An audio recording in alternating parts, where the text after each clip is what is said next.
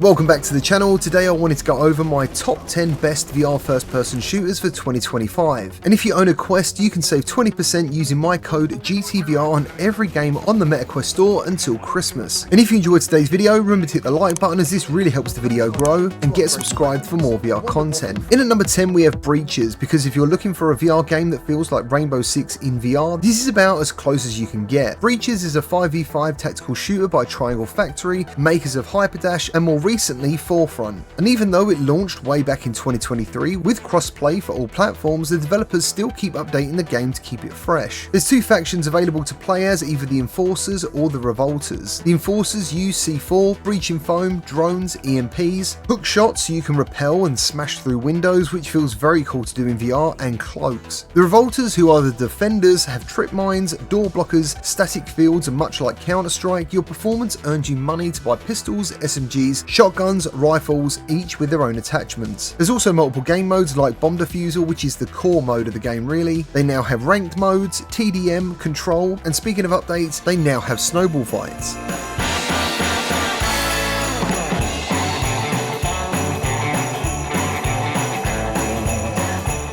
In at number 9 we have Crossfire Sierra Squad, which I personally feel is a bit underrated on PCVR and PSVR2 because it's a high energy arcade style military first person shooter with some really intense combat and excellent indoor and outdoor environments, with a real emphasis on fast paced firefights and squad tactics. It has a lovely high frame rate with 39 extremely cool weapons, all now with manual reloading after a much needed update, and destructible environments. There's also 63 missions available, and 13 of those are dedicated to the single player campaign. And even though the story is a bit weak and a full playthrough will only take you between 5 to 8 hours, this can also be played in co-op, and there's a 4-player horde mode, and it's regularly on sale.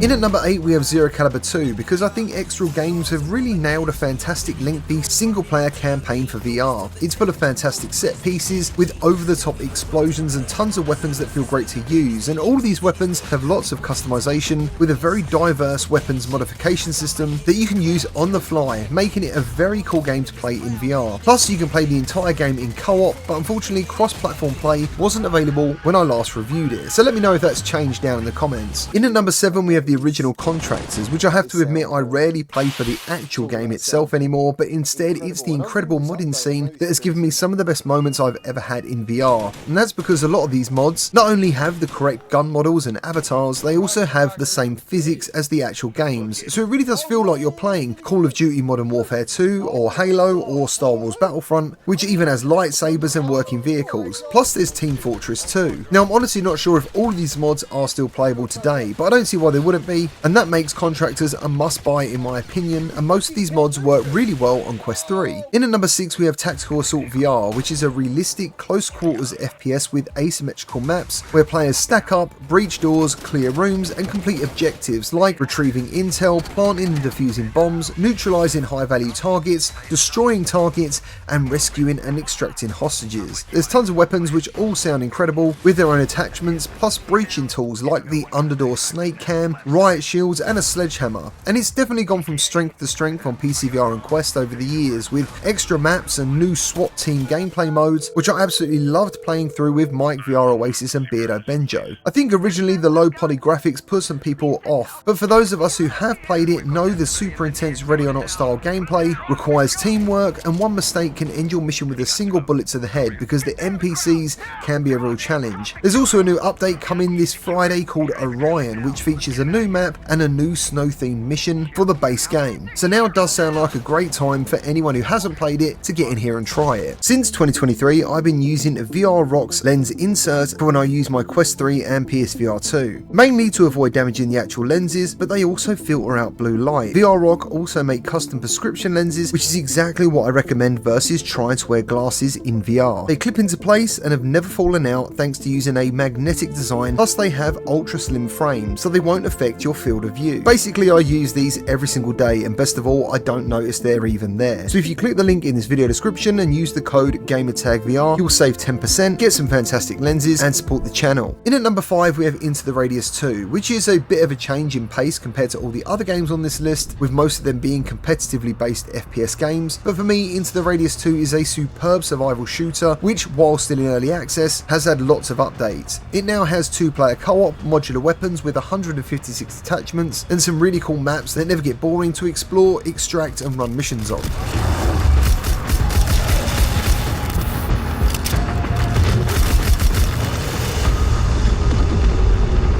In at number 4, we have Contractors Showdown Exfilzone, which has 2 modes right now called Exfilzone, which is the tactical PvPvE extraction mode like Tarkov, and the Battle Royale mode. And both of these have full cross-platform support between Quest and PCVR. And again, the developers have been hard at work and in lots of updates, with a move to Unreal Engine 5, the Gunsmith update, which now has 50 guns and over 600 attachments, and Exfilzone now has 5 maps, with the latest being Smuggler's Tunnel. And something I didn't know was there's over 200 quests now available from the vendors in the main player lobby. I haven't actually played this one in a while because number 1 on this list has taken a lot of my attention recently, but Contractors Showdown Exfilzone is a fantastic game. In at number 3, we have the legendary Pavlov, which is great on every platform, and unlike Contractors, I still play it for the core Counter-Strike mode. The modding scene is no slouch either, especially with the recent Call of Duty zombie maps, which has taken modding in Pavlov to an entirely new level because these maps have been painstakingly remade from World at War, and they are done so well you will be hard pushed not to know these aren't officially made by Treyarch themselves. And if you haven't played them, I definitely urge everyone to give them a shot. In at number 2, we have Ghost of Tabor, and is easily the best and most popular VR extraction shooter available, and it really leans into the trust no one aspect, which keeps players coming back time after time. And the developers Combat Waffle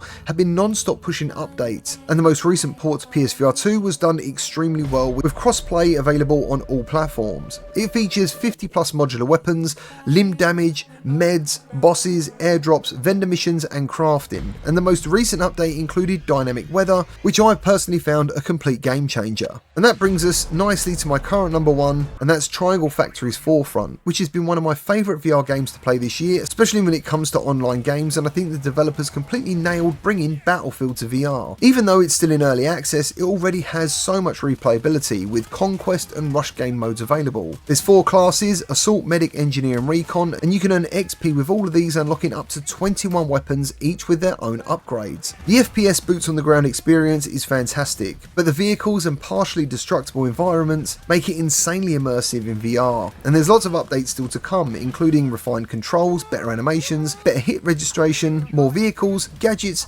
maps, team deathmatch mode, a skin store, and bots. If you're not playing this game already on PCVR and Quest, I honestly believe you're really missing out. Well, that's all I've got for you today. Let me know your thoughts on this list down in the comments, what games you agree with and disagree with, and if there's any games I've missed that you feel deserve some attention. And I'll see you all in the next one.